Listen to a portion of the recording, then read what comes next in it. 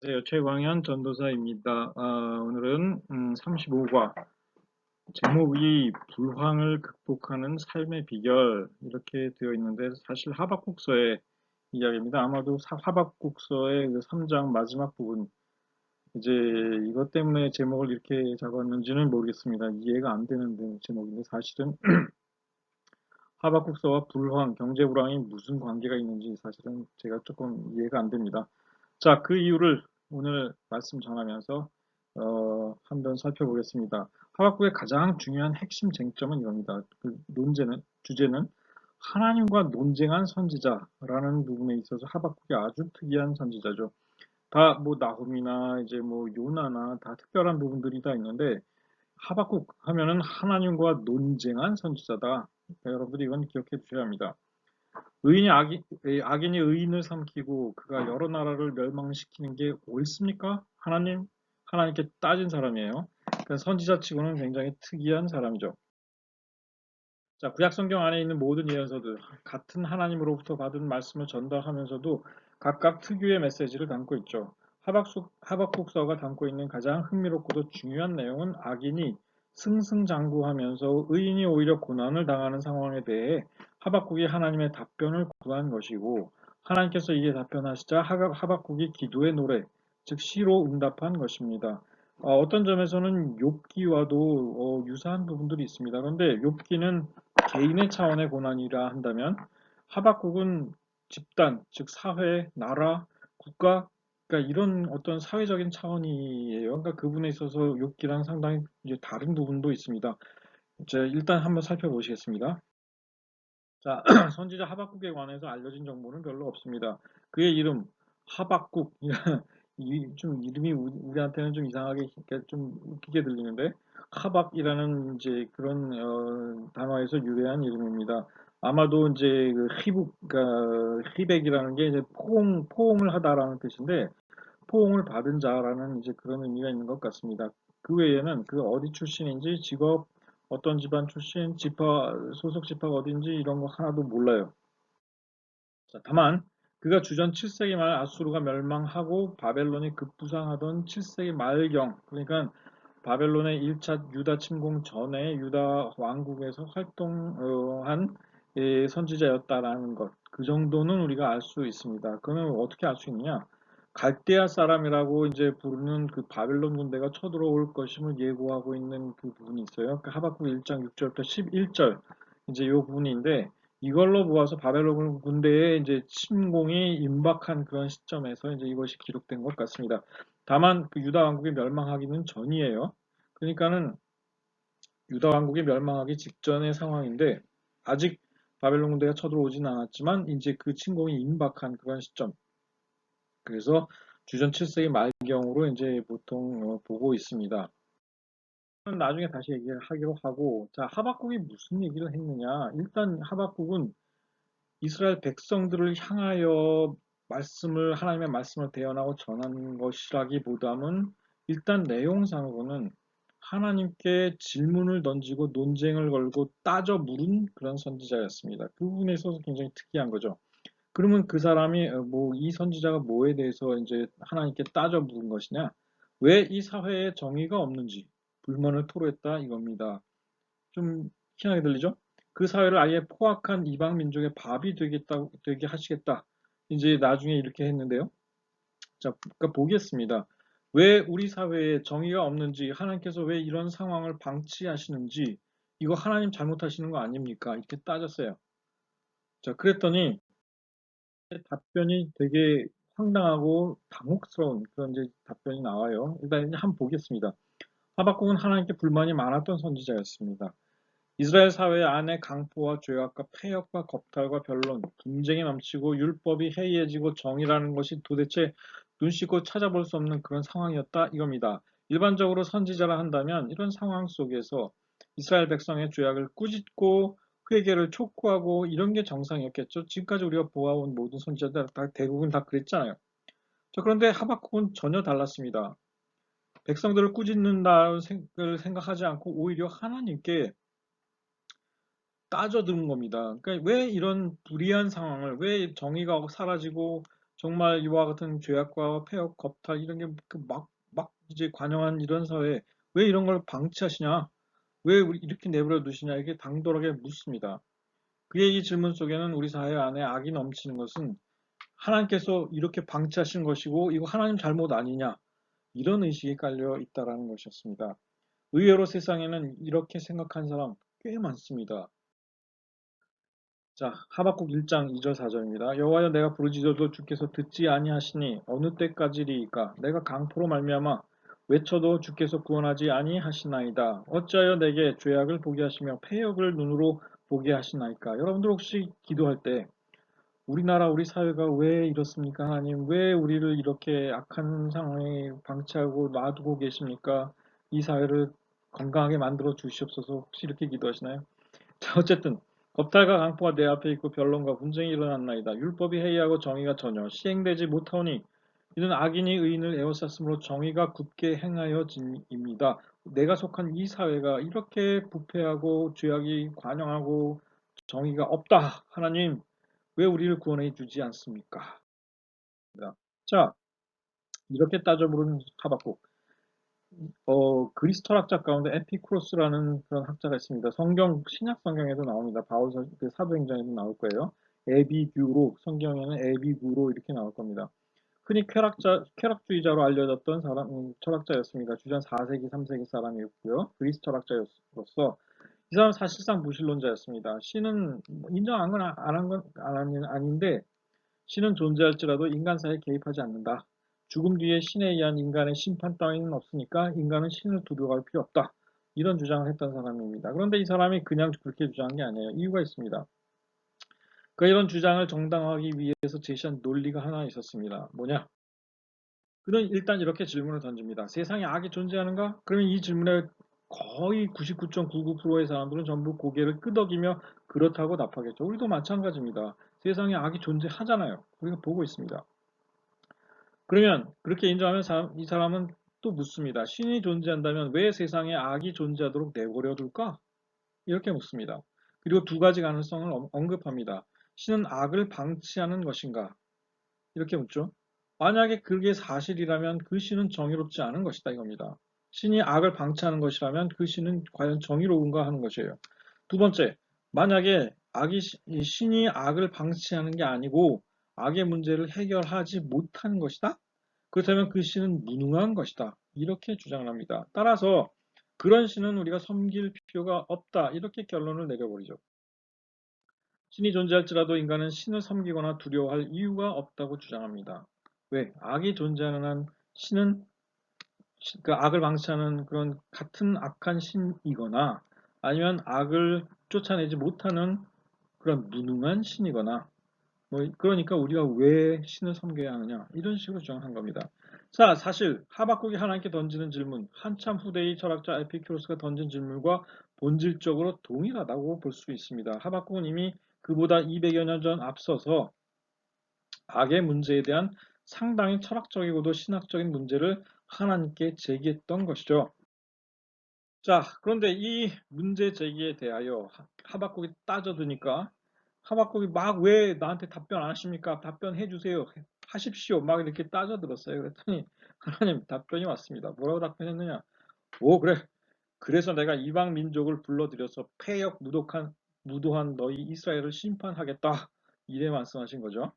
하박국의 문제 제기에 대한 하나님의 답변은 당혹 그 자체였습니다. 왜냐고요? 하나님께서는 내가 말한 그 악이 관영한 이스라엘 사회를 또 다른 극악무도한 백성 갈대아 사람, 즉 바벨론 군대를 불러다가 심판하시겠다. 이렇게 말씀하셨거든요. 자, 하박국 1장 6절 8절입니다. 보라, 내가 사납고 성급한 백성 곧 땅이 넓은 곳으로 다니며 자기의 소유가 아닌 거처들을 점령하는 갈대아 사람을 일으켰나니 그들은 두렵고 무서우며 당당함과 위험이 자기들에게서 나오며 그들의 군마는 표범보다 빠르고 저녁 1위보다 사납고 그들의 마병은 먼 곳에서부터 빨리 달려오는 마병이라 마치 먹이를 움키려 하는 독수리의 나름 같으니라. 갈대아 군대를 불러오겠다 이겁니다. 그들 다 강포를 행하고 오는데 앞으로 향하여 사람을 사로잡아 모으기를 모래같이 많이 할 것이고 왕들을 멸시하고 백성을 조소하고 모든 견고한 성들을 비웃고 흉벽을 쌓아 것을 점령한다. 이거죠. 자기의 힘을 자기들의 신으로 삼는 자, 힘을 믿는 자들이라 이겁니다. 그러면서 바람같이 급히 몰아 지나치게 행하여 범죄하리라. 이런 악하고 포악한 군대, 바벨론 군대를 데려오겠다 이겁니다. 누구를 심판하기 위해서? 이스라엘을, 정의가 없는 이스라엘을 심판하기 위해서 데려오겠다 이겁니다. 자, 당시 바벨론 군대, 이전에 포악한 제국 아수르를 멸망시키고 새로이 등장하여 주변의 여러 나라와 민족들을 차례대로 정복해가고 있었습니다. 하나님께서는 이들을 데려다가 악인이 의인을 짓밟는 이스라엘 사회를 징벌하시겠다. 이거죠. 이게 하나님의 답변이었어요. 자, 그런데 이거 무엇을 의미하는 것입니까? 왜 하나님께서 이렇게 답변을 주셨을까요? 하나님께서는 인간을 창조하시고 그들에게 자유를 주셨습니다. 우리는 로봇가 아니에요. 자유는 선택하고 결정을 내릴 수 있는 능력이자 권리입니다. 자신이 내린 결정이고 선택하는 것이기에 자유에는 책임이 뒤따르게 되어 있습니다. 한 사회에 속한 개인은 자기 자신뿐 아니라 자기가 속한 사회를 의롭게 만들어갈 책임이 있는 것이죠. 그러니까 예수님께서도 제자들에게 세상의 빛과 소금이 되라. 이렇게 말씀하신 것 아니겠습니까? 세상에 어두워져가는 것을 방치하지 말라. 세상에 썩어가는 것을 방치하지 말라. 이런 말씀이었잖아요. 책임이 있는 것입니다. 우리가 속한 사회에. 구약시대는 모세율법을 통해 어떻게 사는 것이 의로운 삶인지를 가르쳐 주셨습니다. 문제는 대부분의 이스라엘 백성이 이를 무시했다는 것이죠. 자기 눈에 좋은 대로 이기적인 선택을 내려서 사회를 그런 모습으로 만든 게 바로 이스라엘 자신이었고 우리 자신이고 인간 자신입니다. 하나님이 그렇게 만든 게 아니잖아요. 그것에 대한 책임은 하나님께 있는 것이 아니라 사람에게 있다라는 것입니다. 인간이 가진 자유 의지의 문제였던 거죠. 인간은 로봇이 아닙니다. 창조된 존재이지만 스스로 생각하며 선택하고 결정을 내릴 수 있는 하나님의 가장 근접한 존재이라는 사실입니다. 자, 그렇다면 악인이 자기보다 의로운 또는 자기보다 덜 악한 사람을 삼키고 악한 나라가 여러 나라를 멸망시키고 즐거워하는 게 옳으냐? 사람이 아니죠. 하나님의 답변을 듣고 나서 기가 막혔지만 하박국은 하나님과의 논쟁을 포기하지 않습니다. 그의 질문이 아직 끝나지 않았는데요. 질문이 아직 남아있어요. 하박국, 그렇다면 악한 자와 악한 나라가 덜 악한 자나 덜 악한 나라를 멸하고 그런 행위를 즐거워하는 게 옳습니까? 하나님? 악한 나라를 사용해서 그 나라보다 의로운, 즉 그 나라보다 덜 악한 사회를 징벌하시는 하나님의 심판이 과연 옳은가요? 이렇게 또 따지고 들고 있습니다. 이스라엘 사회가 정의가 없고 폐역하고 악하다 이거예요.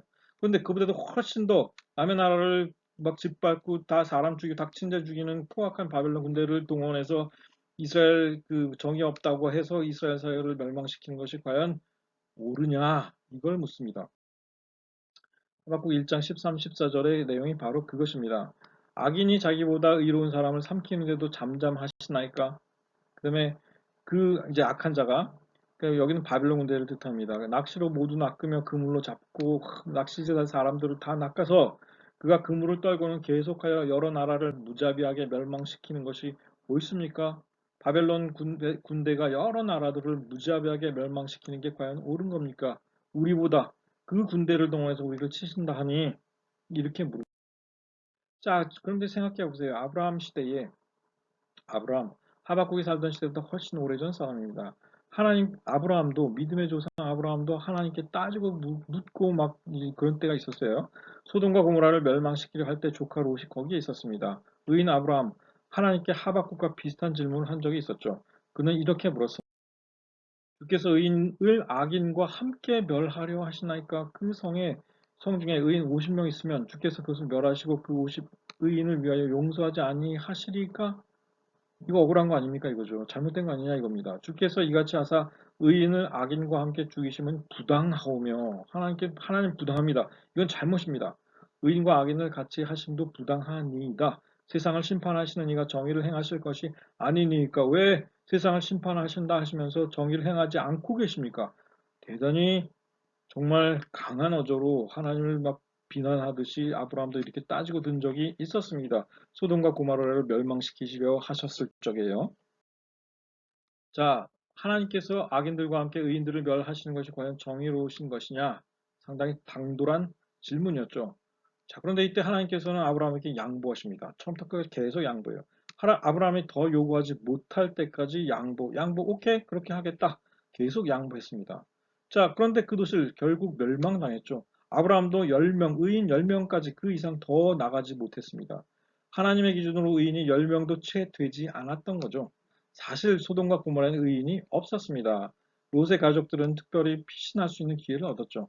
그래서 롯과 두 딸만 나갔습니다. 아내는 나가지 못했죠. 하나님께서는 그것을 알고 계셨기에 아브라함에게 계속 양보해 주신 것입니다. 10명 웃기지 말아라. 거의 10명도 안 된다. 이 얘기예요. 결국 소돔과 고모라는 당할 일을 당한 것입니다.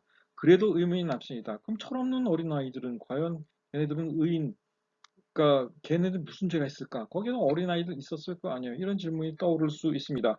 그랬기 때문에 사실 하박국 이와 같은 하나님, 그러니까 이런 상황에서도 포기하지 않습니다. 오히려 분개했어요. 하박국 분개한 듯이 아예 작정을 하고 하나님의 답변을 요구합니다.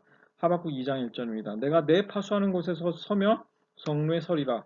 그가 내게 무엇이라 말씀하실는지 기다리며 바라보며 나의 질문에 대하여 어떻게 대답하실지 내가 보겠다 이겁니다. 바벨론 군대를 동원해서 포악하게 그지없는 바벨론 군대를 동원해서 우리 이 사회가 정의가 없다고 심판하신다 하시는데 도대체 그게 옳은가? 이제 과연 그게 하나님의 심판자로서 하나님이 정의로운가? 이제 따지고 든 거예요. 근데 하나님 답변 요구합니다. 나오세요. 답변하세요. 자, 그랬더니 하나님 뭐라고 하시나요? 너는 이 묵시를 기록하여 판에 명백히 새기되 달려가면서 읽을 수 있도록 하라. 이겁니다. 자, 이제부터 내가 너희에게 묵시를 주겠다 이겁니다. 하나님의 답변이 이거였어요. 이 묵시는 정한 때가 있나니 그 종말이 속히 이르겠고 반드시 응하리라. 의인은 그의 믿음으로 말미암아 살리라. 이런 답변을 주는데 이게 무슨 소리냐? 하나님께서 쓰신 이 묵시라는 단어, 감추어진 일을 드러내는 일입니다. 하나님께서 하박국에게 이제부터 내가 감추어둔 어떤 미래에 있을 일을 너에게 가르쳐 주겠다 이겁니다. 미래에 무슨 일이 있을지를 내가 감추어둔 비밀이지만 너에게 드러내 주겠다 이겁니다. 자, 그건 뭘까요? 이미 결정된 심판과 종말에 대한 내용을 하나님께서 하박국에게 알려주신 것입니다. 세상의 모든 나라들은 정해진 심판을 받을 날이 있고 종말의 때가 있다는 것이죠. 그 가운데 속한 의인은 오직 의인을 구원하시는 하나님을 향한 믿음으로 살아갈 뿐이다 이겁니다. 죄는 사람이 지은 것이지 하나님이 지은 게 아닙니다. 죄는 사람이 짓고 이에 대한 심판은 하나님의 몫이다 이겁니다. 이에 사람이 무슨 더 할 말이 있겠느냐 이것이죠. 다만 그 가운데 의인은 오직 하나님을 믿고 의지하는 것 외에 다른 길이 없다 이겁니다. 의인은 하나님께서 저버리시진 않겠다 이거예요. 인간은 스스로 이것을 깨달아야 한다는 것입니다. 인간은 자신의 위치를 깨달으라 이런 얘기죠. 이어지는 2장의 본문에서 바벨론에 대한 정해진 심판의 예언이 길게 나옵니다. 바벨론 역시 자신의 악행으로 인해 받을 심판이 정해져 있었습니다. 비록 이스라엘 사회를 심판하시는 도구로 바벨론을 사용하셨지만 바벨론 역시 그보다 훨씬 더 심하고 비참한 그런 심판을 받기로 정해져 있었다 이겁니다. 너를 억누를 자들이 갑자기 일어나지 않겠느냐? 너를 괴롭힐 자들이 깨어있지 않겠느냐? 내가 그들에게 노략을 당하지 않겠느냐? 내가 여러 나라를 노략하였으므로 그 모든 민족의 남은 자가 너를 노략하리니 이는 내가 사람의 피를 흘렸으며 또 땅과 성읍과 그 안의 모든 주민에게 강포를 행하였음이니라. 내가 다른 사람들을 그렇게 피 흘리고 괴롭히고 강포를 행했으니 결국은 너도 그렇게 당할 것이다 이겁니다. 내가 많은 민족을 멸한 것이 내 집에 욕을 부르며 내 영혼에게 죄를 범하게 하는 것이 되었도다. 이게 바벨론을 향한 하나님의 감추어진 심판의 예언인 것이죠. 이는 내가 레바논에 강포를 행한 것과 짐승을 죽인 것 곧 사람의 피를 흘리며 땅과 성읍과 그 안의 모든 주민에게 강포를 행한 것이 내게로 돌아오리라. 이것입니다. 과거의 다른 민족, 다른 사람들, 다른 곳의 주민들에게 내가 강포를 행한 것, 그것을 그대로 너희가 받을 것이다. 이런 예언입니다. 사실 그래요. 그러니까 서구 사회, 우리의 동경의 대상이기도 했었습니다. 과거에는요. 그런데 미국이든 유럽이든 사실은 한때 굉장히 잘 살았고 그러나 식민지 시대에 많은 식민지를 거느렸고 미국도 사실은 이제 흑인들 그 아프리카에서 잡아다가 노예로 삼았잖아요. 강포를 행했습니다. 다른 민족, 많은 민족들을 착취하고 괴롭히고 죽이고 그런데 오늘날 유럽과 미국 안에서 인종 문제가 가장 심각합니다. 그 사회를 가장 위협하는 게 사실은 인종 문제입니다. 다른 타 인종들이 거기 많이 눌러 이제 살게 됐거든요. 노예 생활을 하다가 끌려온 사람들이거나 이주해 온 사람들이죠. 프랑스만 가봐도 거기에 아프리카, 아랍계 그 주민들이 굉장히 많아졌어요. 그런데 사회적으로 굉장히 갈등이 심합니다. 그들이 이제는 당하게 되는 거예요. 그러니까 하나님께서는 그런 부분에 있어서 사실은 굉장히 어떤 그 공의로운, 정의로운 부분이 있는 겁니다. 자, 그리고 마지막으로 하나님께서 이 한마디 말씀으로 모든 것을 정리하십니다. 오직 여호와는 성전에 계시니. 근데 사실 계시니 이 표현이 우리말에서는 어색하죠. 왜냐하면 이건 하나님께서 말씀하신 거니까. 그러니까 어떻게 보면 오직 나 여호와는 성전에 있으니 이렇게 하는 게 조금 더 정확하겠습니다. 온 땅은 그 앞에서 잠잠하라 이겁니다. 시끄럽다 이겁니다. 주권자는 여호와 하나님이시다 이거죠. 너희들은 사람일 뿐이다 이겁니다. 너희들이 깨닫지 못하는 그 뜻대로 여호와는 진행하실 것이다. 이런 이야기입니다. 결론. 믿음으로 사는 의의 기쁨은 오직 하나님이시다. 여호와여 내가 주께 대한 소문을 듣고 놀랐나이다. 여호와여 주는 주의 일을 이 수년 내에 부응하게 하옵시고 이 수년 내에 나타내시옵소서. 진노 중에라도 긍휼을 잊지 마옵소서. 하박국의 태도가 완전히 달라집니다. 마지막 하나님의 답변을 듣고 나서 자기 위치를 깨달은 겁니다. 하나님의 깊은 계획을 깨달은 겁니다. 하나님에게 준비하신 심판을 깨달은 겁니다. 자신이 무슨 어떤 어리석은 질문을 던졌는지를 깨달은 거죠. 그러니까 욥하고 사실은 되게 비슷한 부분도 있습니다. 이 부분에 있어서는요. 그러면서 하박국이 구한 것은 진노 중에라도 긍휼을 잊지 말아 주십시오. 이제는 긍휼을 구합니다. 이전에는 하나님이 정의롭습니까? 하나님 답변해 보세요. 하나님 잘못 아닙니까? 따져 묻던 하박국 완전히 태도가 180도 달라집니다. 이제는 긍휼과 자비를 구하게 되었죠. 그러면서 이 하박국 뭐라 하느냐? 내가 들었으므로 내 창자가 흔들렸고 그 목소리로 말미암아 내 입술이 떨렸도다. 두려움으로 떨고 있는 겁니다. 창자가 두려움으로 흔들리는 겁니다. 자, 무리가 우리를 치러 올라오는 환란의 날, 바벨론 군대가 결국은 이스라엘 사회를 심판하러 올 것이다.